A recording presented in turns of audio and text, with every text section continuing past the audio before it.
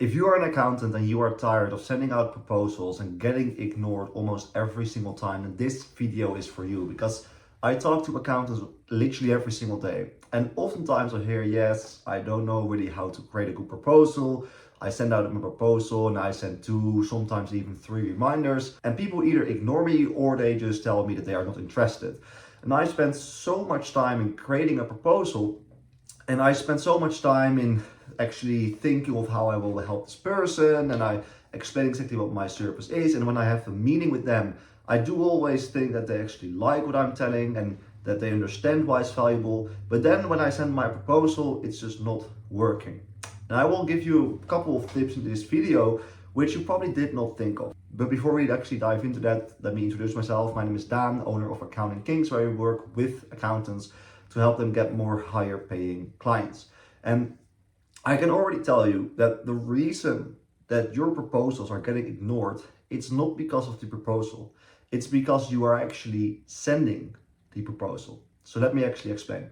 So when you are talking to a business owner who is interested in your services, if they really think that you could help them and they truly think, okay, this is the solution to the problem I have, they wouldn't say, send me a proposal or I will think about it. They will say, cool, let's do it. Send over the contract, or actually, let's sign it right now. Send over the payment link. Here's my credit card. Let's get on board with this.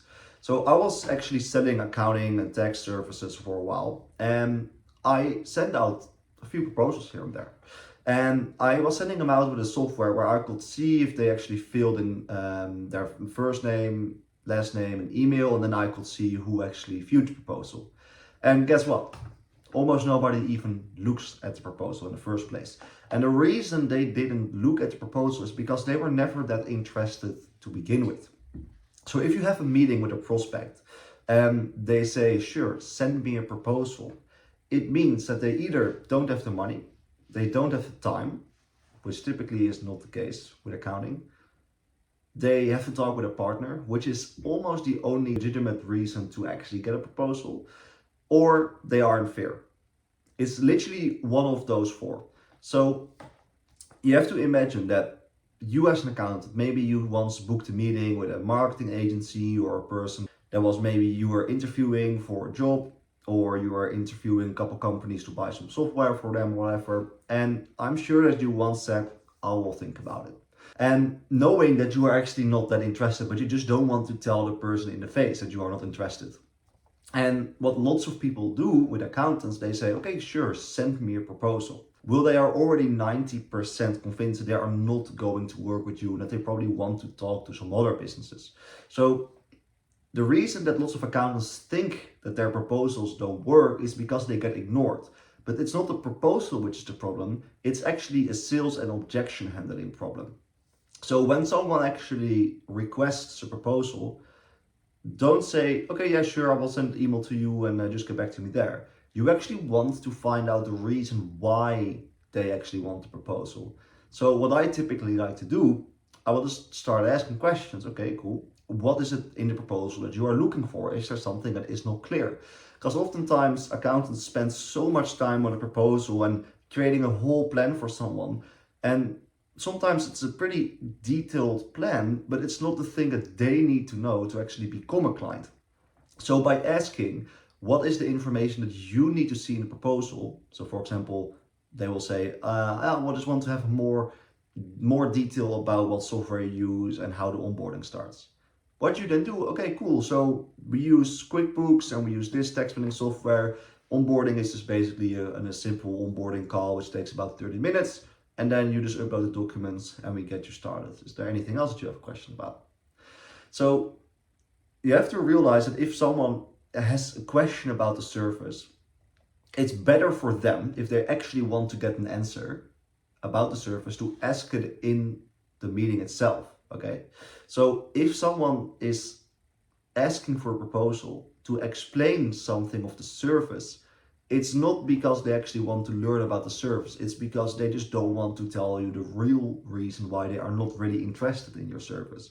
Because people, they don't really like to be too honest sometimes, right? They don't want to tell you, well, honestly, I think you are incapable of your work. They're not going to tell you that, but that is the reason why some people are not going to move forward. So first ask, okay, what is the thing that you want to see in the proposal? And then answer the question directly. And if you ask, okay, cool, so this is how it works, is everything clear? Then start asking, by the way, about the service, set the money aside. Do you think that this system, this service can actually help you? Yes or no? If the answer is no, then again, you already know, okay, this person never wanted the proposal to actually study the proposal. This person just is not convinced that we can help them get the result. And then it's essentially just an objection handling problem that lots of accountants have. They simply think that if someone says, I will think about it, that they will actually think about it. But just from my experience selling accounting services with the software where we were able to see who viewed the proposal and not, they typically don't actually want to think about it. They just don't think it will actually work or is right for them. So you want to create clarity about why they want a proposal. Is it because they have questions about the service? If so, answer the questions.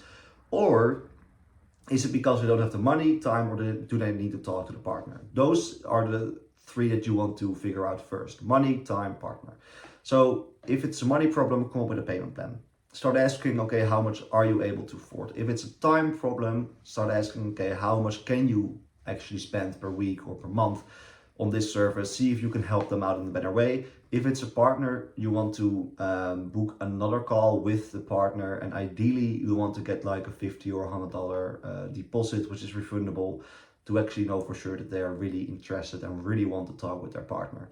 And lots of accountants, they send out the proposals because they don't want to have the conversations with prospects like that. They don't want to ask, cool, what is the thing that you have some doubts about? What is the thing that you want to think about?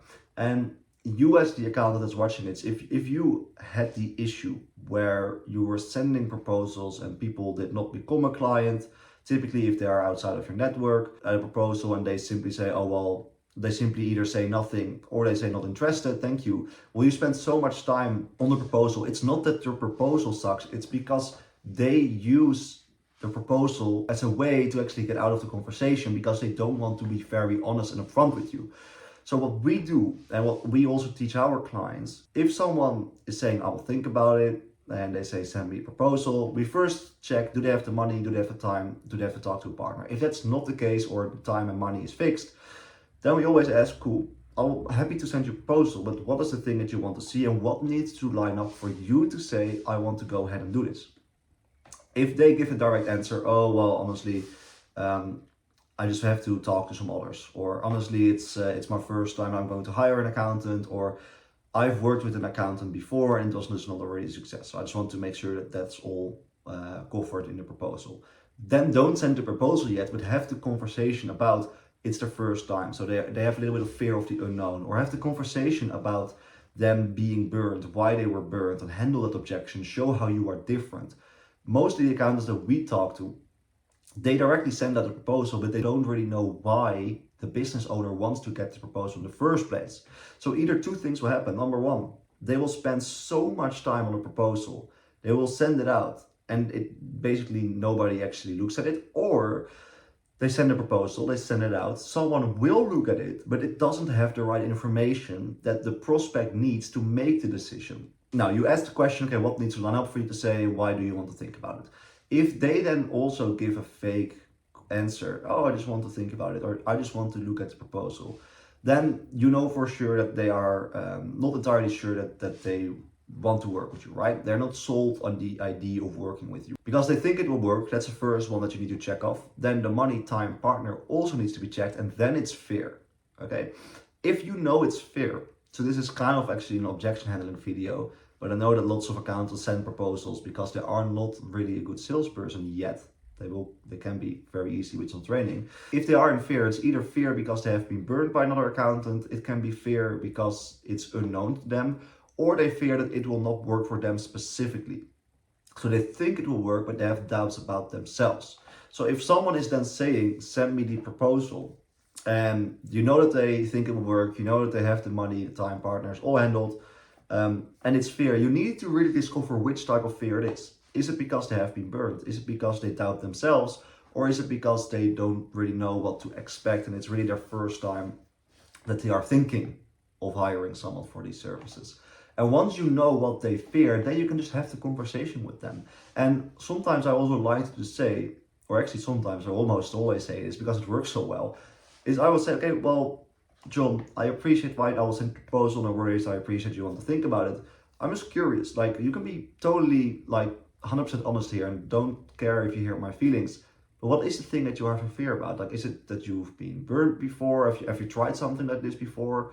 Or is it just because that you never worked with this, or you think it's maybe just not going to work for you specific? I'm just curious what it is. Because if you don't have this clarity about why they have doubts about moving forward, you can also not handle it.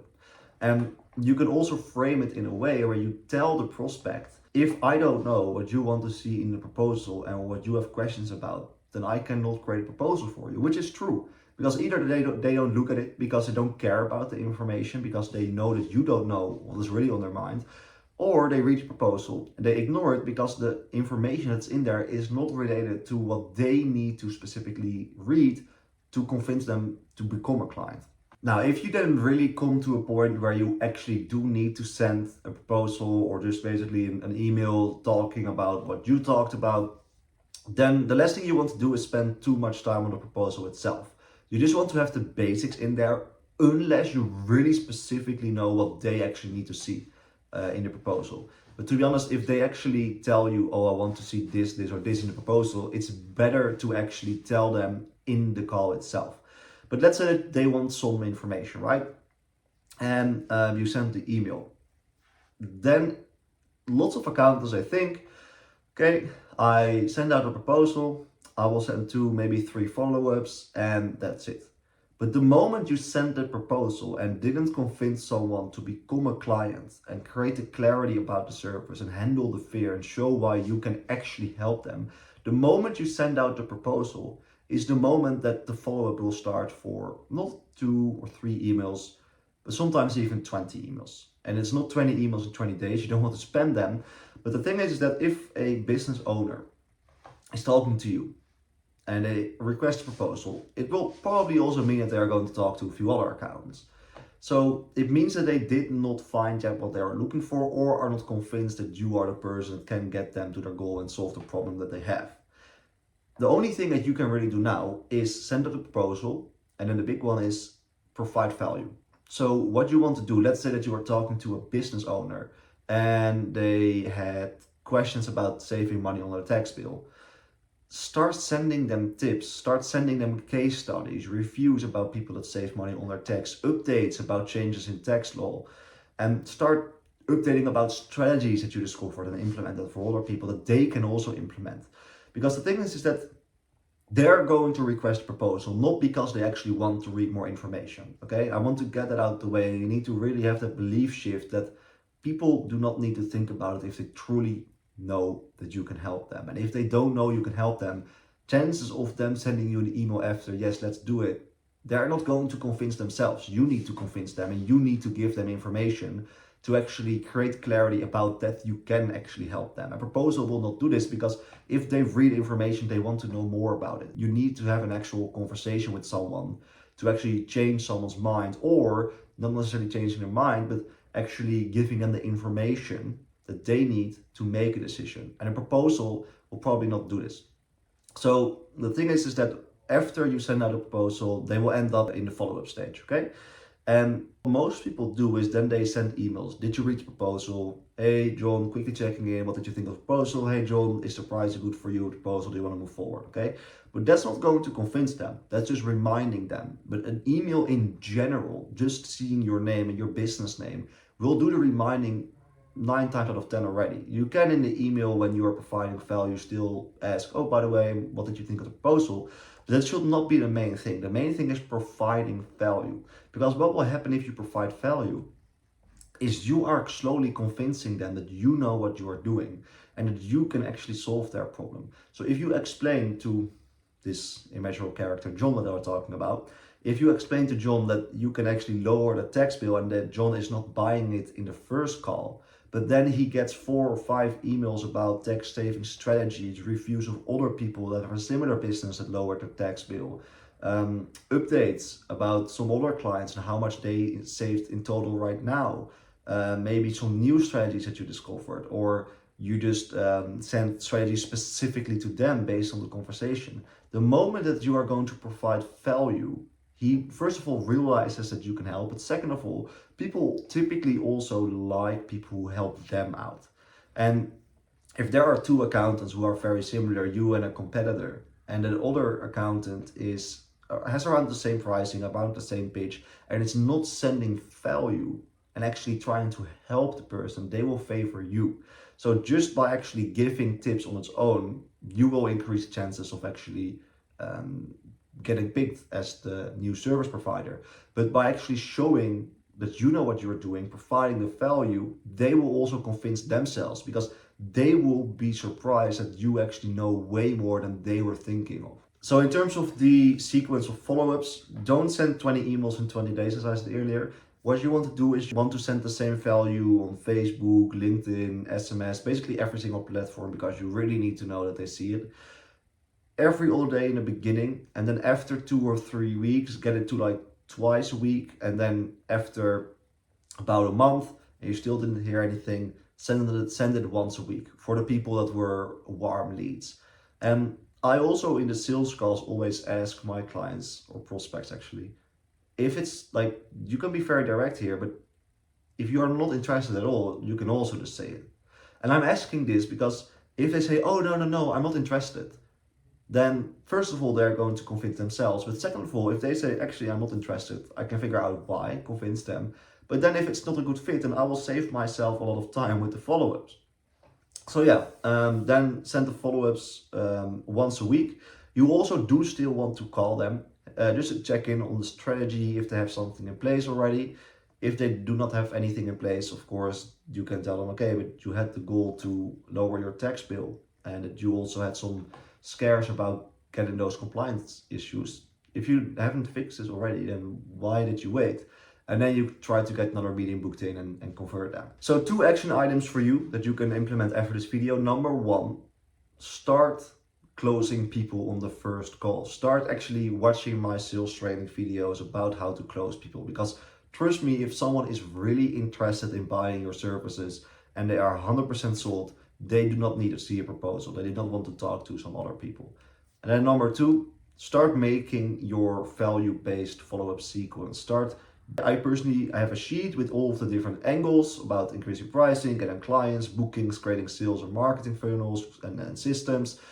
Start creating some valuable videos and tips, send it over to your clients, personalize it, maybe send a personally recorded video how you go over those subjects. Just tell them, hey, hope this was valuable.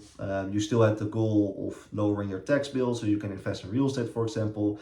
This will help you. Oh, and by the way, what did you think of the proposal? You mentioned the proposal in one sentence. It's just literally 1% of the entire follow-up. Works really well. Hope this was valuable. If you are an accountant, you want to get some help with finding better paying clients that you enjoy working with more, there's a link in the description that you can click on where you can check out how I can potentially help you. You don't have to. Videos are free. It's just there if it can be valuable to you. And then if you have specific questions, leave them in the comments, like and subscribe if you learned something. I will see you in the next video.